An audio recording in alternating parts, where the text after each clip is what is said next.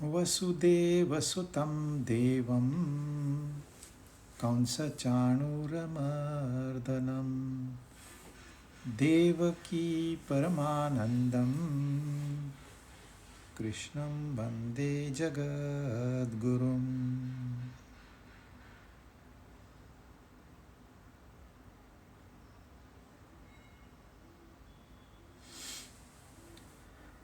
भगवद गीता अध्याय 18 74 श्लोक हमने पूरे किए। इसमें अर्जुन और कृष्ण इनका संवाद है, वो संवाद समाप्त हो गया। कैसे समाप्त हो गया? अर्जुन ने कहा करिष्ये वचनम तव, अब मैं आपकी आज्ञा का पालन करूंगा। पहले वो सोचता था कि मैं कर रहा हूं सब, अब वो मैं की जगह आप हो गए। नष्टो मोह, मेरा मोह नष्ट हो गया। स्मृति लब्ध्वा, अब मुझे याद आ गया कि सच्चाई क्या है। तो अर्जुन का मोह नष्ट करना, यानी कि हमारा मोह नष्ट करना, यही भगवत गीता का उद्देश्य है, यही भगवान कृष्ण का उद्देश्य है। हमने भी ये कहना चाहिए एक दिन कि नष्टो मोह स्मृति लब्ध्वा त्वत्प्रसादात् मयाच्युत। हमको भी एक दिन यह ज्ञान होना चाहिए, यह विजडम मिलना चाहिए, सत्य असत्य का भेद समझ में आना चाहिए, यही उद्देश्य है। तो जब अर्जुन ने कह दिया हाँ मेरा मोह अब नष्ट हो गया है, मैं सिर्फ आपकी आज्ञा का पालन, thy will be done not my, तो दोनों का डायलॉग बंद हो गया। पर संजय और धृतराष्ट्र का डायलॉग चल रहा है। ये सब नरेशन जो है ये संजय धृतराष्ट्र को दे रहे, और संजय कहता है भगवान वासुदेव और महात्मा पार्थ, इनका संवाद रोमांचित करने वाला अद्भुत संवाद मैंने सुना। अरे मैंने सुना, धृतराष्ट्र ने भी तो सुना, पर धृतराष्ट्र ऐसे नहीं कह रहे। धृतराष्ट्र ने संजय के मुख से सुना, संजय ने तो कृष्ण ने जो अर्जुन को बताया, साक्षात उसको विटनेस किया है। तो कृष्ण से मैंने सुना, इसलिए संजय प्रफुल्लित हो रहे हैं, रोमांचित हो रहे हैं। पर उनको याद है कि ये कोई मेरी करामात नहीं है, ये तो मुझे व्यास भगवान ने दिव्य दृष्टि प्रदान की, इसलिए ये मुमकिन हुआ। व्यास भगवान तो धृतराष्ट्र को दिव्य दृष्टि देना चाहते थे कि देख क्या होता है, तू डायरेक्ट देख पाएगा। है तो धृतराष्ट्र अंधे, पर उनको दिव्य दृष्टि व्यास भगवान दे सकते थे। धृतराष्ट्र व्यास के ही पुत्र है, परंतु धृतराष्ट्र ने नहीं, मुझे नहीं चाहिए, मुझे नहीं देखना। क्यों नहीं देखना? क्योंकि मन में डर है, जब मेरे पुत्र मरेंगे तो मैं कैसे देखूंगा, इसलिए मुझे दृष्टि ही नहीं चाहिए। फिर संजय को यह दृष्टि प्राप्त हो गई, और संजय यहां बता रहे हैं 75 व्यास प्रसादात् श्रुतवान् एतद्गुह्यमहं परम योगम योगेश्वरात् कृष्णात् साक्षात् कथयत स्वयं। भगवान व्यास की कृपा से मैंने स्वयं इस परम गोपनीय योग को कहते हुए साक्षात योगेश्वर भगवान कृष्ण से सुना है। कितना प्रफुल्लित हो रहे हैं, कितनी प्रसन्नता है, कितनी शांति है, कितना आनंद है उनके अंदर। जब कोई सबसे कठिन से कठिन दृश्य हम देख के आते हैं तो हम भी रोमांचित होते हैं, हम भी प्रफुल्लित होते हैं। मैंने स्वयं देखा है, मैं स्वयं मिलके आया हूं। आप घूमने गए दिल्ली और प्राइम मिनिस्टर आके आपको शेक हैंड करके चले गए, तो आप सबको बताएंगे। तो यही स्थिति संजय जी की है। संजय में जय है, जिसने जय प्राप्त किया है सही तरीके से। किस पर? अपने इंद्रियों पर, अपने मन पर। तो संजय तो ऑलरेडी कृष्ण भक्त है ही, उन्हें ज्ञान है ही, परंतु उनका रोल असिस्टेंट का है। वो डायरेक्ट युद्ध में नहीं जा सकते, युद्ध को न रुकवा सकते हैं, न पॉज भी नहीं ले सकते। उनका काम इतना ही है, जो घट रहा है वो बताना। तो साक्षात, अब हमें साक्षात तो मिलेगा नहीं, तो हमें ज्यादा प्रयास करना होगा। होता ऐसे है, भगवद गीता आप किसी के मुख से सुनते हो, श्लोक भी वो गाते हैं, उसका अर्थ भी वही बताते हैं, उसके ऊपर जो व्याख्या करते हैं, जो टीका करते हैं, वो करते हैं, वो उस व्यक्ति से, थर्ड पार्टी के मुख से आता है। या आप सीधे पुस्तक लेते हो और उसका अध्ययन करते हो, तो जिसने लिखा है उनके विचार आपके मन में आ रहे हैं। तो एक संशय बना हुआ है कि सही में ऐसे हुआ क्या, सच में ये ज्ञान का काम का है क्या, सच में हमने ऐसे करना, कहीं न कहीं एक डाउट रह जाता है। पर यहां संजय ने जो सुना है वो साक्षात भगवान के मुख से सुना है, मतलब वो रूप में भी सामने है और उनके वचन भी आ रहे हैं कानों में सीधे। तो यहां संशय का कोई प्रश्न ही नहीं है। तो इनडायरेक्टली संजय हमें बता रहे हैं, इसको डाउट मत करो, ये मैंने साक्षात सुना हुआ है, जो मैंने आपको सुनाया है वह दिव्य ज्ञान है, इसमें कोई शंका नहीं होनी चाहिए। हमारे लिए यह बहुत बड़ा लेसन है। यदि आपके मन में जरा भी संशय आएगा तो गीता आपके जीवन में नहीं उतरेगी। इसलिए यहां हमको नतमस्तक होना है, साक्षात सुन रहे हैं ऐसी आप कल्पना करिए। कृष्ण का डायलॉग कृष्ण के ही मुख से आ रहा है और वो कह रहे हैं योगेश्वर कृष्ण, योगेश्वरात कृष्णात, सिर्फ कृष्ण नहीं तो यह योगेश्वर है। योगेश्वर से मैंने योग सुना है, योगेश्वर ने योग कहा वो मैंने सुना है। और हम जो है योगेश्वर ने जो योग कहा है उसका जहां वर्णन है वो योग शास्त्र है।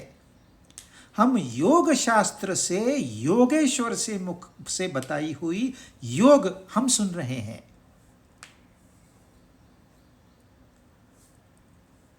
तो जो योगेश्वर है वही तो योग बता पाएंगे। जो योगेश्वर नहीं है वो कहानी बताएंगे। हाँ, कृष्ण ने ऐसे कहा, अर्जुन ने ऐसे प्रश्न किया, धृतराष्ट्र ने ऐसे पूछा, संजय ने ऐसे कहा, वो किताबी कहानी है। पर यहां हमको थोड़ा सा अपने आप को स्ट्रेच करना है, थोड़ा सा अपने बुद्धि को खींचना है, उसका थोड़ा प्रसरण करना है, व्याप्ति थोड़ी बढ़ानी है उसकी। इससे क्या होगा, हम उस ज्ञान को एब्जॉर्ब कर पाएंगे। योग क्या है, ये हमने बहुत बार योग की व्याख्या की है। और ये गीता योग शास्त्र है, ब्रह्म विद्या योग शास्त्र। और यहाँ हर अध्याय एक योग है। अर्जुन विषाद योग, सांख्य योग, कर्म योग, भक्ति योग। तो हर चीज के साथ उन्होंने योग लगा दिया है ताकि फोकस जो है हमारा योग पर रहे। योग मतलब योगासन नहीं, योगासन एक मिनिस्क्यूल पार्ट है योग का।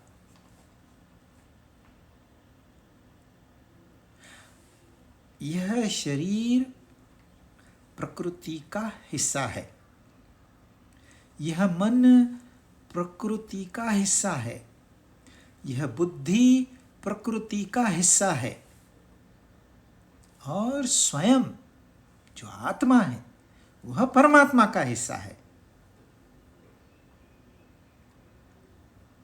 वो उसका एक अंश है, वो अंश ही है, ये अंश है, अनेक अंश है उसके।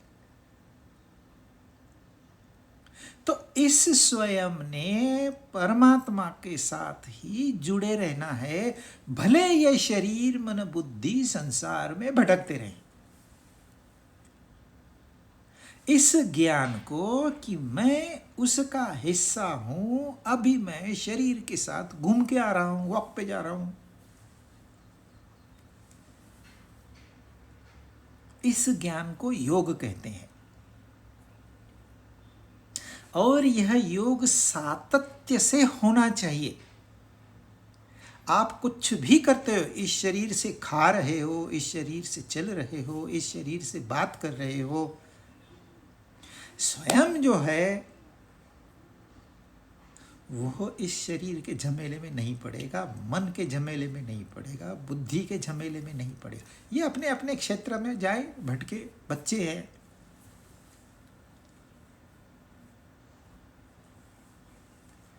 तो योग बताया भगवान ने, योगेश्वर ने, और जहां इसका रिकॉर्ड है वो है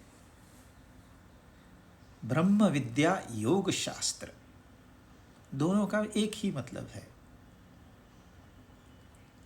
तो संजय हमको एक दिलासा दे रहे हैं, आप संशय मत रखिए, मैंने साक्षात सुना हुआ है।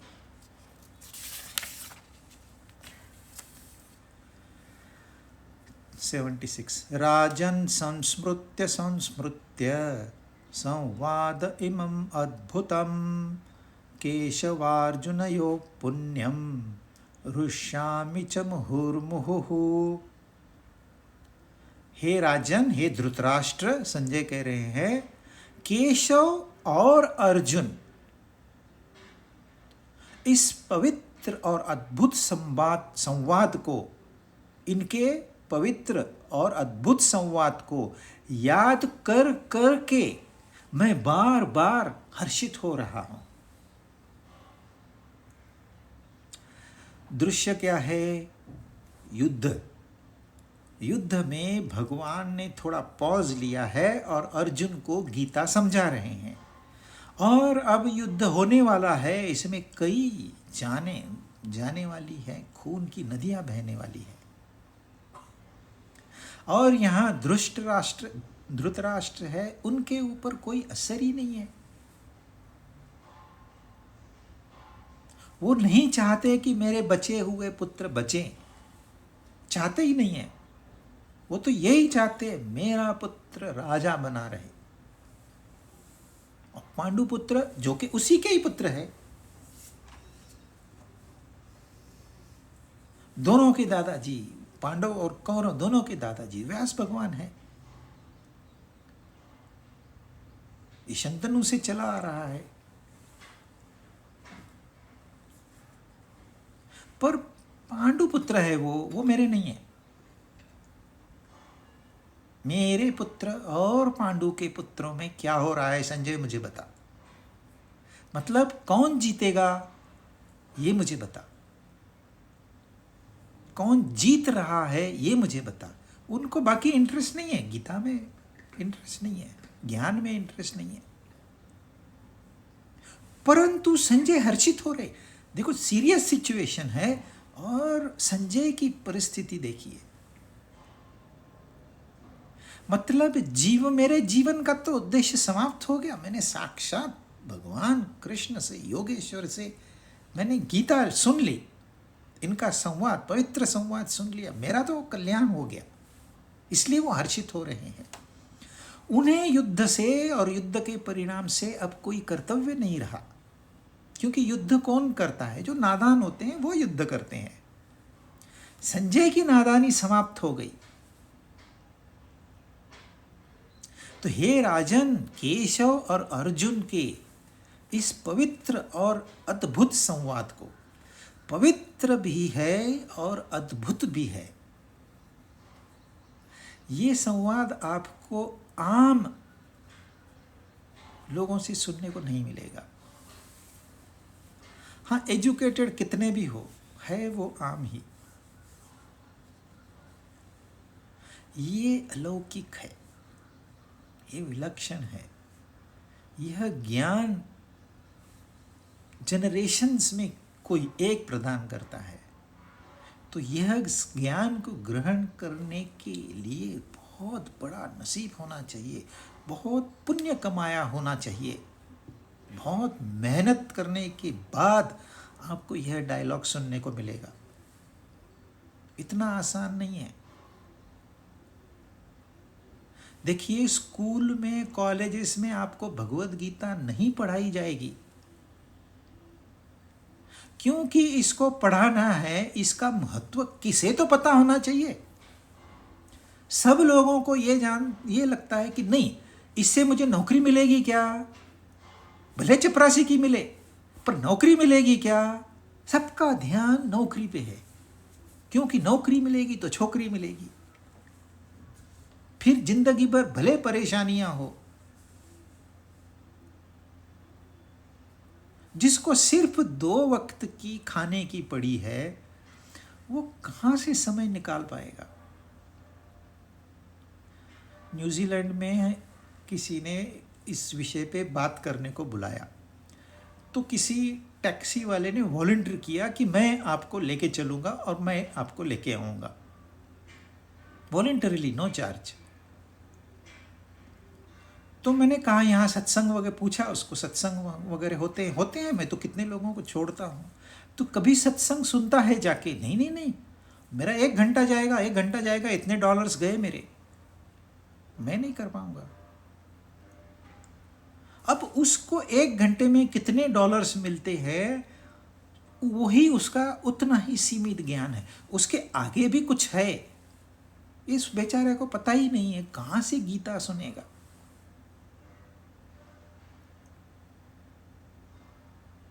तो 1 in million को यह ज्ञान प्राप्त होता है, उसमें साक्षात केशव और अर्जुन दोनों सामने संवाद में है, और वो जिसको सुनने को मिलेगा, वो कितना होगा, कितना महान होगा।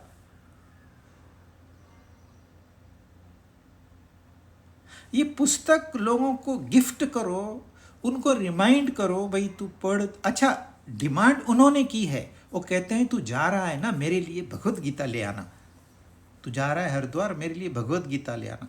इतना बड़ा पुस्तक जो कि ऑनलाइन पे भी मिलता है, वो मंगाते नहीं है।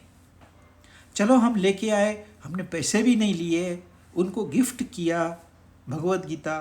फिर 6 महीने के बाद फ़ोन करके पूछा, आपने शुरुआत किया? अरे नहीं, वो शुरुआत कैसे करनी वो ही पता नहीं, कैसे फूल हार चढ़ाऊं, क्या करूं।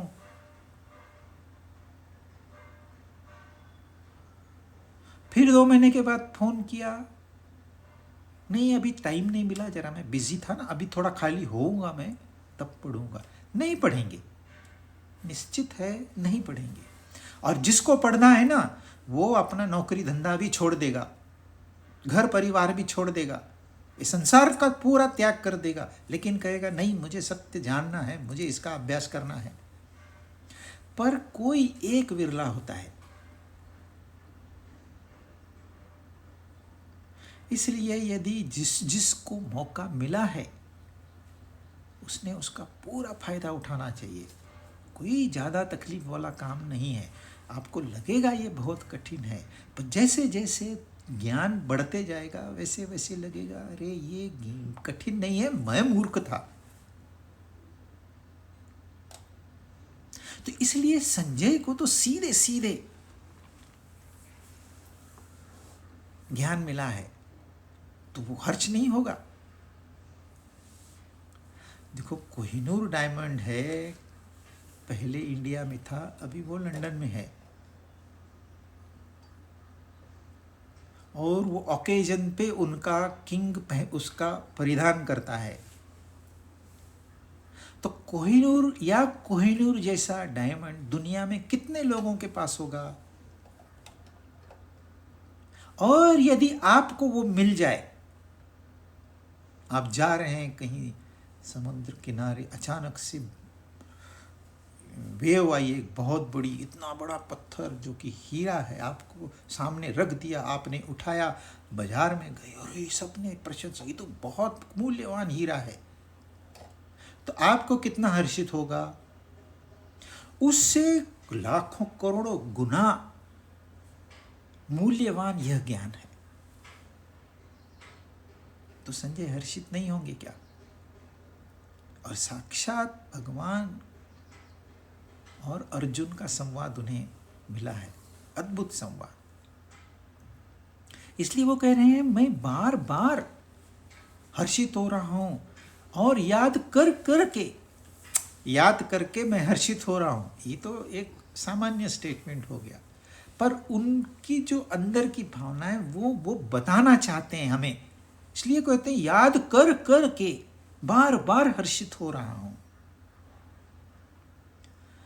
तच्च संस्मृत्य रूपम अत्यद्भुतम हरेः विस्मयो मे महान राजन हृष्यामि च पुनः पुनः। हे राजन, हे धृतराष्ट्र, भगवान कृष्ण हरे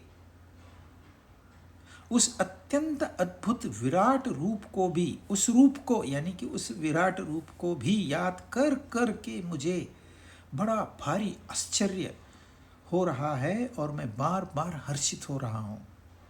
फिर से कह रहे हैं, मैं बार बार हर्षित हो रहा हूँ। ये क्या है? उकसा रहे हैं धृतराष्ट्र को। अरे मुझे इतना आनंद मिला है, तू ऐसे दल बन के बैठा है जैसे तेरे पास बुद्धि है ही नहीं। और धृतराष्ट्र राजा ऐसे ही नहीं थे, उनके पास कई गुण थे, और उनका शरीर एकदम हृष्ट पुष्ट था, वो भीम जैसे को भी दबा के खत्म कर सकते थे अपने हाथ से, कोई शस्त्र उठाए बिना, इतनी उनमें शक्ति थी। तो धृतराष्ट्र कोई सामान्य नहीं है, और राजा तो है ही, परंतु पुत्र मोह है। अर्जुन को भी मोह हो गया था ना, मैं और मेरे। अर्जुन का भी विषाद इसलिए हो गया था मैं और मेरे की वजह से, पर अर्जुन का मोह नष्ट हो गया, पर धृतराष्ट्र का मोह बना हुआ है। इतना ही फर्क है दोनों में। तो संजय उनको उकसा रहे हैं। ये सारे महात्मा लोग आते हैं ना, ये हमको उकसाते हैं, अरे जागो, उठो, कब तक सोए पड़े रहोगे? थोड़ा इस भाग दौड़ की जिंदगी से थोड़ा समय निकालो अपने आप के लिए। उनके लिए उनको कुछ भी नहीं चाहिए।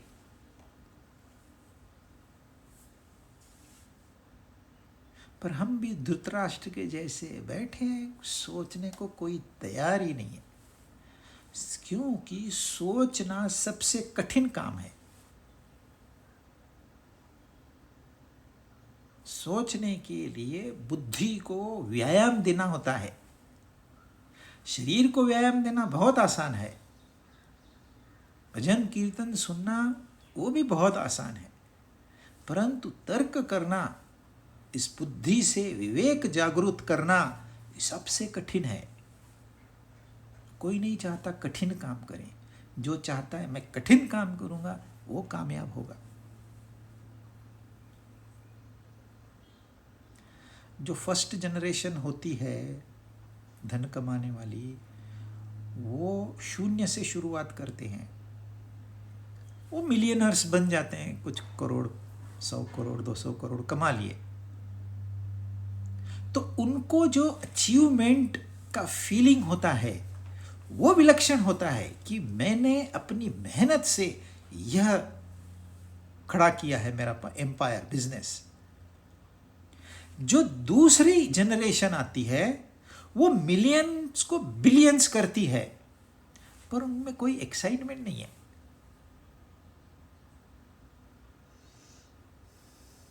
क्योंकि उनको बेस तो फ्री में मिला, बस वो हवा थी, चल रही थी, उस प्रवाह में वो आ गए।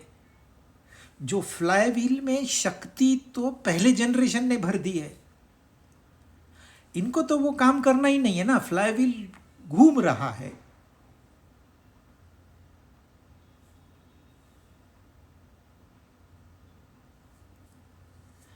तो यहाँ पर हमने ये सोचना है कि क्या है ये हमारा जीवन।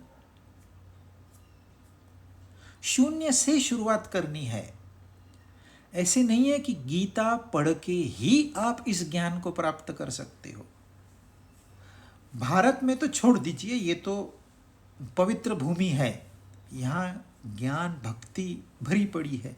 पर विदेशों में कई फिलोसोफर हो गए, कईयों का तो नाम भी नहीं है, जिन्होंने शून्य से यह ज्ञान प्राप्त कर लिया। कुछ भी नहीं, कोई बताने वाला नहीं, कोई गाइड करने वाला नहीं, उनको वो स्फूर्णा मिल गई। उन्होंने ध्यान किया, मेडिटेशन किया, फिर चाहे किसी को पूछा होगा सवाल, कोई पुस्तक पढ़े होंगे, परंतु स्वयं स्फूर्ति से।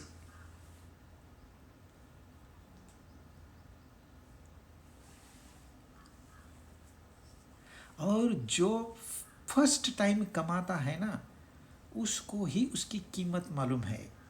इस जीवन जीने की कला यदि किसी दुकान में मिलती, या आनंद किसी मॉल में मिलता, या शांति कहीं गांव में मिलती, तो ये तो बहुत आसान था। तो किसी को आनंद की कीमत ही पता नहीं चलेगी। अरे जाओ खरीद के लाओ, थोड़ी सी उसको दूसरा कुछ दे दो, वो आनंद दे देगा। इतना चीप नहीं है वो। कोई किसी को आनंद नहीं दे सकता, कोई किसी को यह ज्ञान नहीं दे सकता, कोई किसी को योग नहीं दे सकता। आपको दूसरे को उकसाना पड़ता है, परंतु जो भी करना है ना, वो उसने करना है।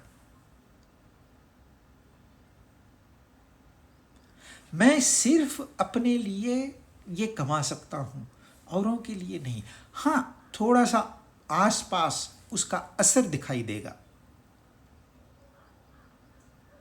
जैसे रमन महर्षि आके सिर्फ शांत बैठते थे, तो बाकी लोग जो आते थे वो भी शांत बैठते थे।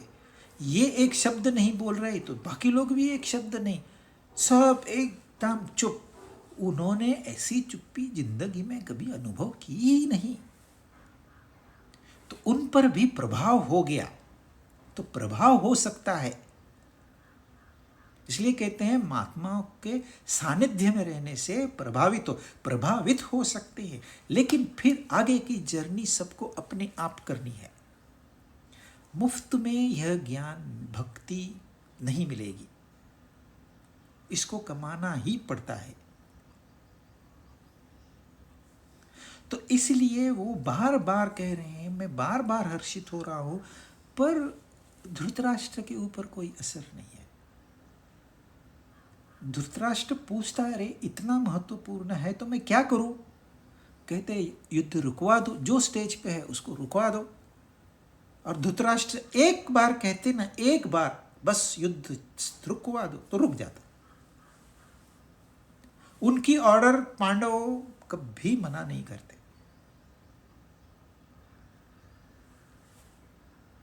क्योंकि पांडवों के लिए तो धृतराष्ट्र पिता से भी महान थे।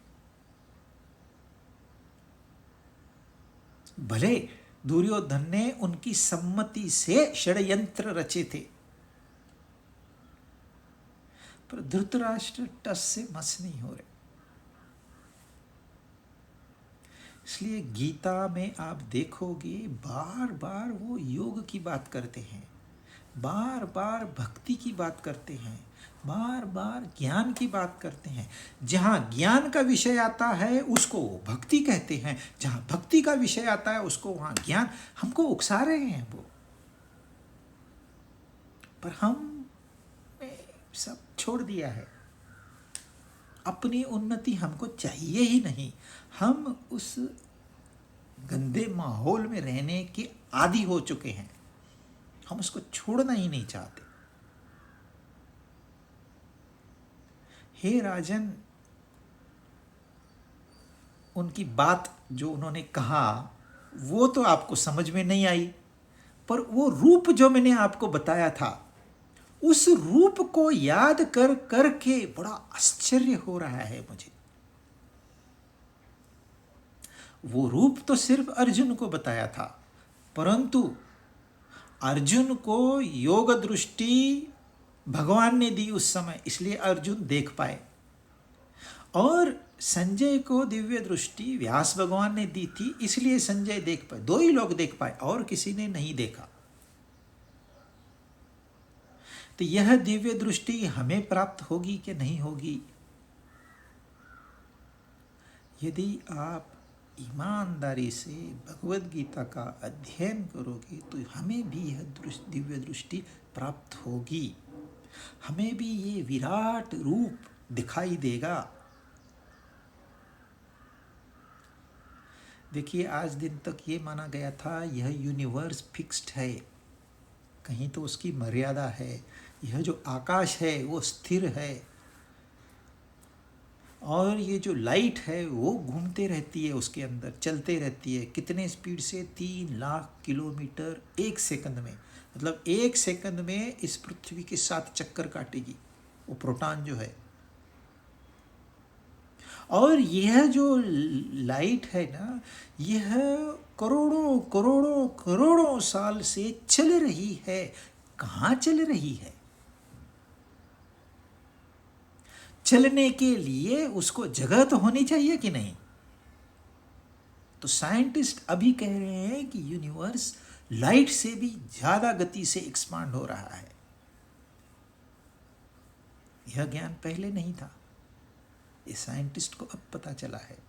क्योंकि वो कहते हैं बिलियन लाइट ईयर्स। अरे बिलियन लाइट इधर आई ना, तो बिलियन लाइट उधर भी तो गई, बिलियन ईयर्स के, और चारों तरफ गई, ऊपर नीचे दाएं बाएं सब तरफ गई।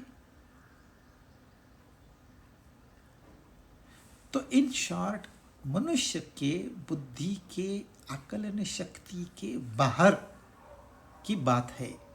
क्या? सिर्फ ये आकाश तत्व को जानना, उससे भी सूक्ष्म तत्व की यहां बात चल रही है। यह कहने के लिए भगवान को ही अवतार लेना पड़ता है।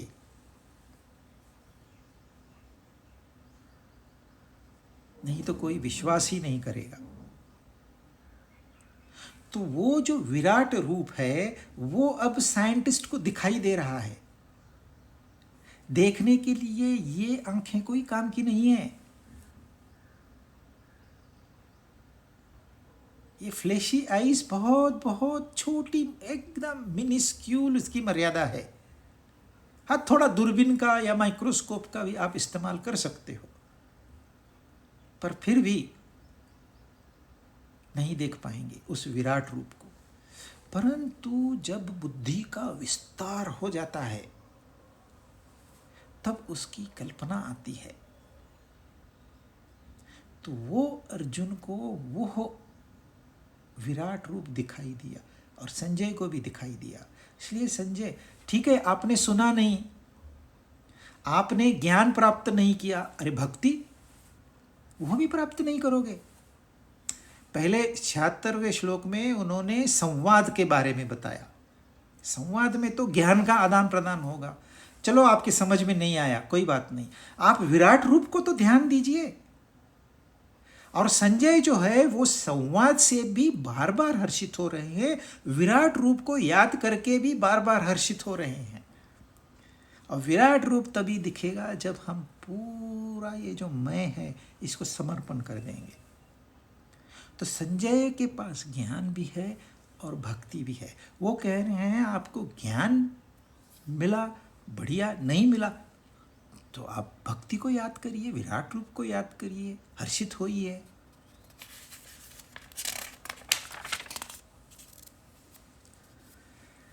अब आखिरी का श्लोक, भगवत गीता में 18 अध्याय है, 18वां अध्याय कर रहे हैं हम, मतलब आखिरी अध्याय का आखिरी श्लोक। अब इसमें संजय कंक्लूड कर रहे हैं, इसके आगे संजय भी चुप हो जाएंगे। भगवान चुप हो गए, अर्जुन चुप हो गए, अब संजय भी चुप हो जाएंगे। ये लास्ट वाला है। यत्र योगेश्वर कृष्णः यत्र पार्थो धनुर्धरः तत्र श्रीविजयो भूति ध्रुवा नेतिर्मतिर्ममः। यत्र, जहाँ, मतलब जहाँ जहाँ योगेश्वर कृष्ण है और धनुर्धर पार्थ है, वहाँ वहाँ श्री विजय, विभूति और ध्रुवा नीति होती है, ऐसा मेरा मत है। ये संजय का कंक्लूजन है।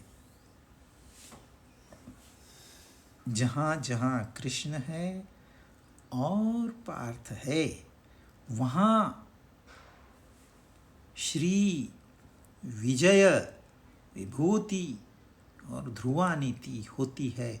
अब देखिए, इसमें संजय बता रहे हैं विजय किसकी होगी। सीधे किसकी विजय होगी? जहाँ अर्जुन है और जहाँ कृष्ण है उसकी विजय होगी। अभी संजय धृतराष्ट्र को बता रहे हैं कि विजय किसकी होगी। पहले पहले भगवत गीता का पहला श्लोक धृतराष्ट्र ने पूछा था, मेरे पुत्र और पांडु के पुत्र, इनमें इनडायरेक्टली पूछा था विजय किसकी होगी। अब संजय बता रहे हैं विजय उसकी होगी जिसके साथ कृष्ण है।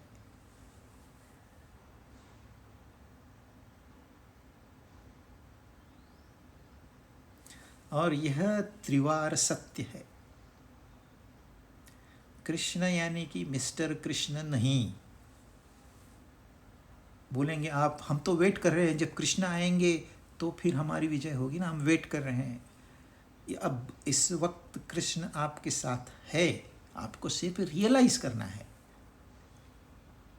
अब यहाँ योगेश्वर कृष्ण और पार्थ धनुर्धर, मतलब पार्थ और कृष्ण, ये दो नाम लिए हैं संजय ने, और भगवान ने अर्जुन के लिए पार्थ इस नाम का सबसे ज़्यादा उपयोग किया है। अर्जुन भी कहा, धनंजय भी कहा, अच्युत भी कहा, महाबाहो भी कहा, अनेक नाम दिए, परंतु कौंतेय भी कहा, मतलब कुंती का पुत्र कौंतेय, पृथा का पुत्र, लेकिन सबसे ज्यादा उन्होंने पार्थ इस नाम का प्रयोग किया है। पार्थ यानी पृथा का पुत्र। पृथा जो है पृथ्वी का प्रतीक है, यानी कि पृथ्वी पुत्र, यानी कि हम सभी पुत्र और पुत्री मिला के हम सभी पृथ्वी के पुत्र हैं और इस पृथ्वी में ही विलीन होने वाले हैं। यह शरीर जो है पृथ्वी तत्व से बना हुआ है और इसमें ही विलीन होगा। और भी तत्व है, वो भी उसमें उनके आपस अपने अपने घर चले जाएंगे।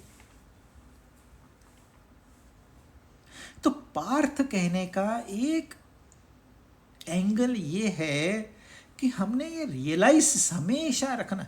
देखिए, यहाँ जो आजकल का प्रचलन है, पिता का नाम, भाई तू किसका है, तो पिता का नाम देते हैं। भगवान कृष्ण ने अर्जुन को पांडव भी कहा, पांडु पुत्र है ना, कौंतेय भी कहा, कुंती पुत्र है, और पार्थ भी कहा है, पृथा का पुत्र है।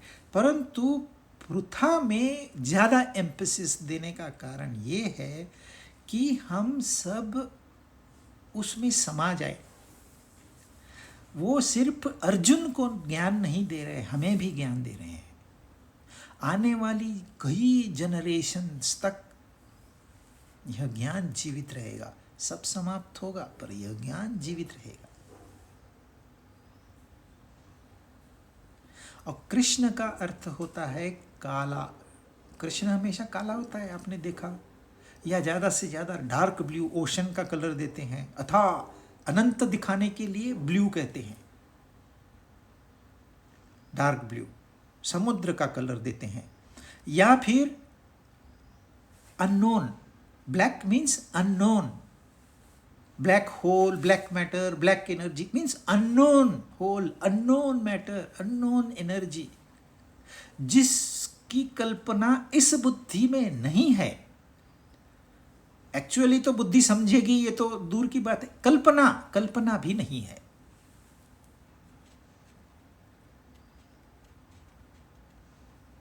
तो जो इस बुद्धि के परे है, जो इस बुद्धि का विषय नहीं है, वो कृष्ण है। यदि कोई कहे कि मैं कृष्ण को जानता हूं तो वो गलत कह रहा है, क्योंकि कृष्ण को नहीं जाना जा सकता, इसलिए तो उसका नाम कृष्ण है। जिसको हम नहीं जान सकते इस बुद्धि, मन और शरीर के द्वारा। यह इंद्रियां बहुत सूक्ष्म है, यह मन उनसे थोड़ा महान है लेकिन वो भी सूक्ष्म है। बुद्धि इनसे भी महान है पर वो भी सूक्ष्म ही है। तो यह सूक्ष्म उस विशाल को नहीं पकड़ सकते। परंतु जब इन तीनों का त्याग हो जाता है, मैं ये शरीर नहीं हूँ, मैं ये मन नहीं हूँ, मैं यह बुद्धि नहीं हूँ, यह जब निश्चित हो जाता है, तब जो बाकी रहता है वो है। अब नाम आप कुछ भी दो, अब नहीं समझ में आता, इसलिए उसमें कुछ गुण भर दिए। और गुण सोच समझ के भरे हैं, जैसे उसको अनंत कहा गया है, इनफाइनाइट। और अब साइंस भी कहती है there is something which is infinite, rest everything is finite. Something, बस यही व्याख्या है कृष्ण की। तो वो अनंत है, वह सर्वव्यापी है, सर्वत्र है, मुझ में है, तुझ में है। जो सूक्ष्म बैक्टीरिया दिखाई नहीं देता उसमें भी है, उसी प्रमाण में है। यह सारी सृष्टि खत्म हो जाएगी, फिर वो रहेंगे, फिर निर्मिति होगी, उनसे होगी। वह जो अननोन तत्व है वह कृष्ण है,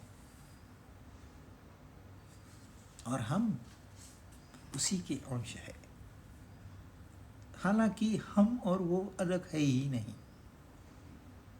ये कल्पना मात्र से हमने अपने आप को अलग कर लिया है,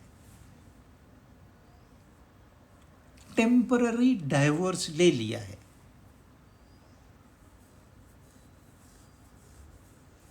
और सारा कंफ्यूजन वहीं पर है। तो पार्थ यानी कि जहाँ पर एक्शन है, मतलब यह दुनिया है, इस दुनिया में एक्शन है, और एक्शन का एक हिस्सा हम है। सूरज उगता है, सूरज रोशनी देता है, बादल पानी ले जाते हैं, बारिश करते हैं, नदियाँ बहती हैं, पेड़ उगते हैं। ये सब कैसे हो रहा है?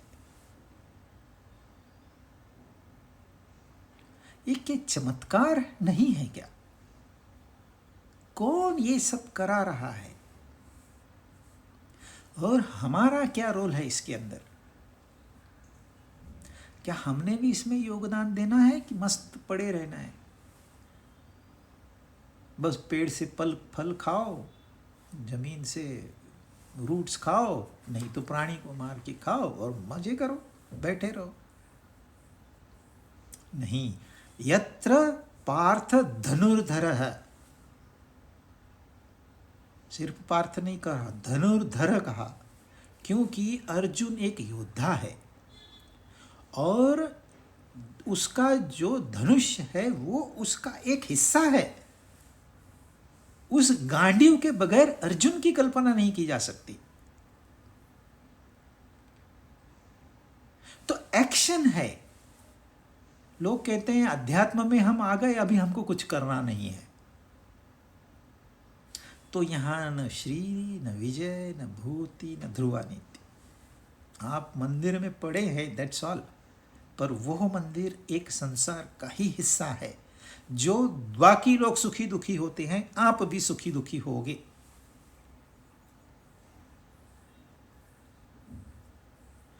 तो दोनों का एक साथ होना आवश्यक है। सिर्फ कृष्ण नहीं, सिर्फ अर्जुन नहीं। जो आज देखिए $4 ट्रिलियन की एनवीडिया कंपनी हो गई, मार्केट कैप $4 ट्रिलियन, पूरे इंडिया का जीडीपी है। तो वहां पर क्या है? वहां पार्थ धनुर्धर है, एक्शन है, इसलिए तो हो गई। पर कृष्ण नहीं है।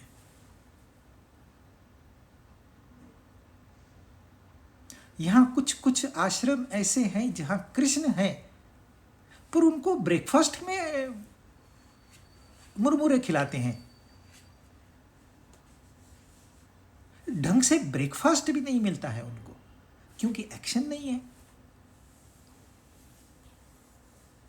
और संजय कह रहे हैं ये दोनों ही साथ में है,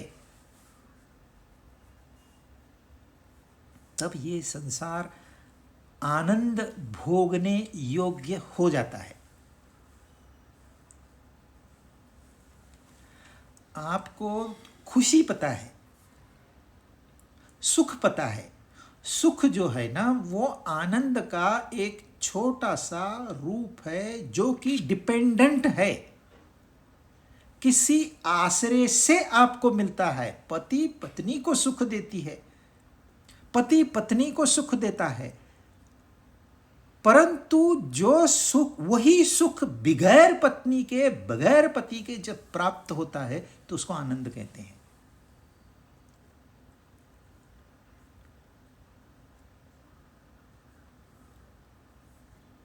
तो हमारा जो सुख है वो डिपेंडेंट है। हमको कोई वस्तु मिली तो हम खुश है, नहीं मिली तो नाराज है। हमारे मन के जैसे हुआ तो खुश है, नहीं हुआ तो नाराज है। ये अभी खुश, अभी नाराज, अभी खुश, ये क्या चल रहा है?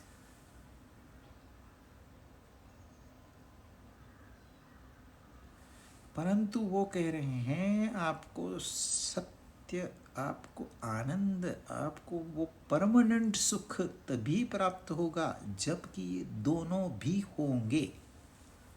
मतलब इस संसार में कार्य जो चल रहा है, हम उसका एक व्हील है, हमने घूमना है।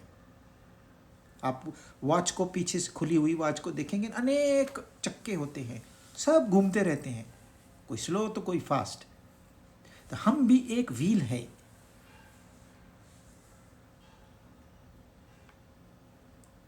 तो कोई कहेगा मैं नहीं घूमूंगा, तो प्रकृति उसको माफ नहीं करेगी।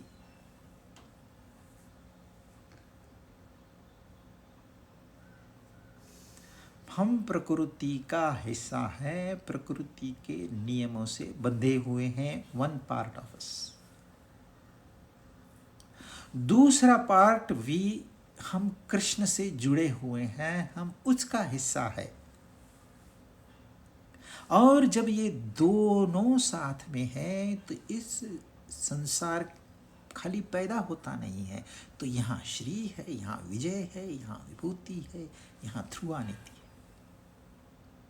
मतलब जीने के लिए सब कुछ कंड्यूसिव है। अब आपके जीवन में रिग्रेट नहीं है, रिमोर्स नहीं है, अरे ऐसा क्यों किया मैंने, ऐसे करना चाहिए था। वो लोग तो ना क्या ढंग के है ही नहीं, दे आर वेरी चीप। ये सारे जो द्वंद्व हैं, ये द्वंद्व समाप्त हो जाएंगे। श्री क्या होता है? श्रीपति की पत्नी श्री होती है। श्रीपति भगवान विष्णु उनका नाम है और श्री लक्ष्मी का नाम है। तो जहाँ लक्ष्मी का निवास है होता है, जिसके पास में, उसको श्री कहते हैं या श्रीमान कहते हैं। तो लक्ष्मी क्या होती है? आपको सोना, वो सच्चा रूप नहीं है लक्ष्मी का, क्योंकि सोना तो कुबेर भी देगा। रावण के पास तो सोने की लंका थी। अगर सिर्फ सोना है तो वह कुबेर का धन है, परंतु सोने के साथ में आपकी प्रतिष्ठा है, आपका नाम है, आपकी इज्जत है, आपका घर सुखी है, परिवार सुखी है, आपके जो एम्प्लॉइज हैं वो सुखी है, शांति बनी हुई है, तब वो कहते हैं श्री। तब वो होती है लक्ष्मी की कृपा। आप लक्ष्मी की पूजा इसलिए करते हो कि रुपए मिले,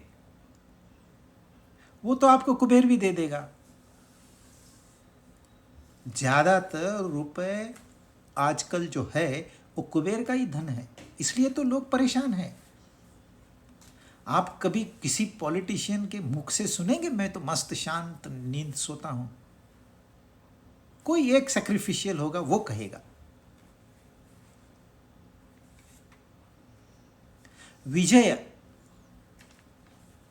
डायरेक्ट विजय यह शब्द संजय ने इस्तेमाल किया है कि जहां पार्थ है, जहां कृष्ण है, वहां विजय है। सीधी बात,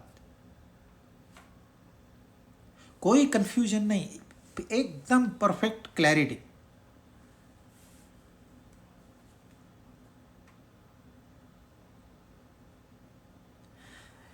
धृतराष्ट्र को इन्होंने कहा कि भाई युद्ध में विजय उसकी होगी जहां कृष्ण है, क्योंकि अर्जुन तो इधर भी था ना।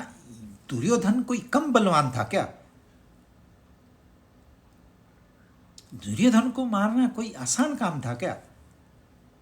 और कितने स्टॉलवर्ड्स, जितने पांडवों में नहीं थे उतने कौरवों में थे। कर्ण, द्रोण जो कि गुरु थे पांडवों के, भीष्म को हराना नामुमकिन था पांडवों के लिए। यदि भीष्म युक्ति नहीं देते तो भीष्म जीत जाते।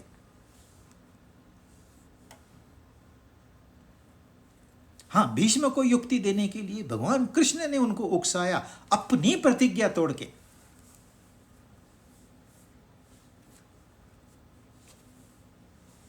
तो विजय, हमको भी विजय प्राप्त करनी है। आज हम गुलाम बने बैठे हैं, इंद्रियों के, विषयों के, संबंधों के, रिश्ते नातों के इतने बंधन डाल के रखे हैं जिसकी कोई मर्यादा नहीं। अब कब छूटेंगे इसमें से? बंधन भी हमने स्वयं डाले हैं।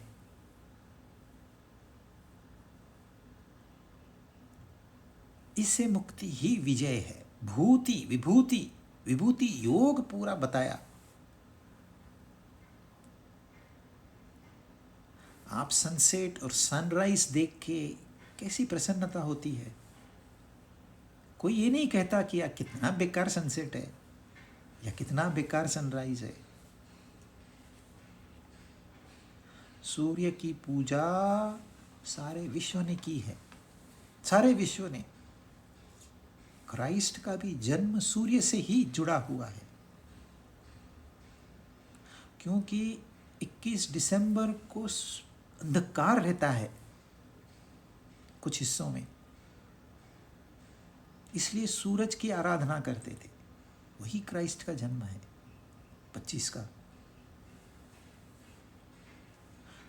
कितना एक रूप है वो परमात्मा का, जस्ट एक छोटी सी विभूति, पर कितना सुकून देती है। आप देखो, यहाँ पर हम रोड से जाते हैं, दोनों साइड में इस मौसम में गेरुए कलर के फूल, सारा मतलब किलोमीटर्स में आप देख सकते हैं उनको। विभूति किसकी करामात है ये? मतलब आप देखते कुछ हो, ध्यान कहीं और चला जाए। ध्रुवा नीति मतलब न्याय, नीतिमत्ता, धर्म। कहां पर न्याय होगा? जहां पर कृष्ण होंगे। कृष्ण नहीं है तो वहां न्याय भी नहीं है। कौरवों के पक्ष में नहीं थे कृष्ण, तो अन्याय था वहां पर। यदि आपको न्यायपूर्ण राज्य चाहिए तो कृष्ण का होना अनिवार्य है। और जितने भी न्यायपूर्ण नीतिपूर्ण राजा हो गए, उन्होंने अपना कनेक्शन कहीं न कहीं कृष्ण से रखा हुआ है।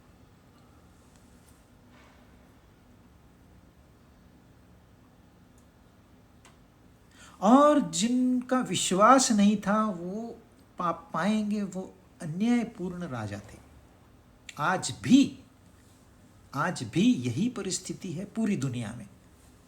जिनके पास कुछ नीति है, कुछ धर्म है, कुछ करने की इच्छा है, लोगों का भला करना है, इतनी एक इच्छा हो तो भी ध्रुवा नीति एस्टेब्लिश हो जाएगी।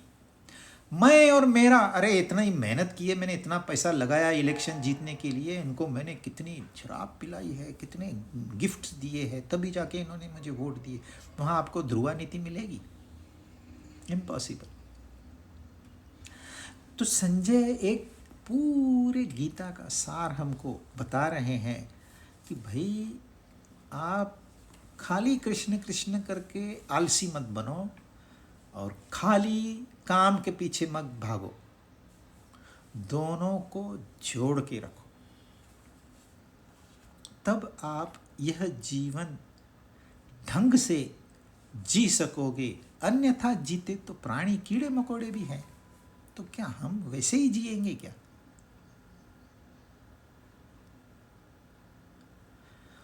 ओम तत्सत इति श्रीमद्भगवद्गीतासूपनिषत्सु ब्रह्म विद्यायाम योगशास्त्रे श्रीकृष्णार्जुन संवादे मोक्ष संन्यास योगो नाम अष्टादशोऽध्यायः।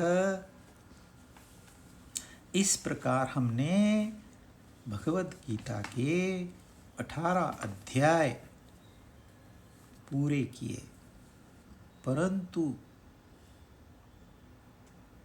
हमको कितनी बातें समझ में आई? मेरे हिसाब से यदि आप आलस्य का त्याग करते हो, एक थोड़ा जल्दी उठते हो और थोड़ा सा निस्वार्थ काम करते हो, तो आपने की उपलब्धि बहुत बड़ी है। आपने कर्म योग सीख लिया। अब आपको वापस से ये गीता पढ़नी है ताकि भक्ति योग सीखने को मिले, और फिर और एक बार सीखनी है ताकि ज्ञान योग हो सके। तो इसको रुकना नहीं है। यह प्रक्रिया जो है ये मरते दम तक जारी रहनी चाहिए। तो हम उद्घाटन करते हैं अभी ही कि आगे भी हम इसको जारी रखेंगे। इसलिए पहले अध्याय का पहला श्लोक हम पढ़ेंगे, क्योंकि शुरुआत हमको पहले अध्याय से करनी है। धृतराष्ट्र उवाच धर्मक्षेत्रे कुरुक्षेत्रे समवेतायुयुत्सवाः मामका पांडवाश्चैव किं कुर्वत संजय। बाकी फिर आगे।